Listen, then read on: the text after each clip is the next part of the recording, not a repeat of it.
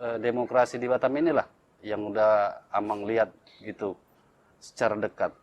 Apa yang terbersit di pandangan Amang gitu?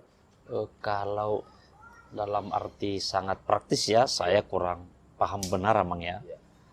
Tapi saya berharap banyak dalam pilkada ini melahirkan pemimpin-pemimpin yang pro rakyat, dan akar iman saya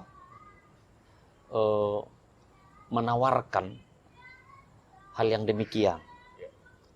Dalam pemimpin setidaknya ada 4 yang harus dimiliki.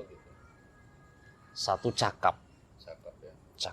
Cakap ini menyangkut knowledge, pengetahuan, kemudian skill, bagaimana menggunakan pengetahuan itu, dan juga attitude, karakter. Jadi yang berikutnya selain cakap tadi, yang kedua itu harus takut akan Tuhan. Jadi ini dalam artian berspiritualitas, takut akan Tuhan, kemudian dapat dipercaya. Ini yang sulit ini ya. Dapat dipercaya, trust. Berarti langsung ke poinnya itu. Kemudian yang keempat, tidak mengejar suap.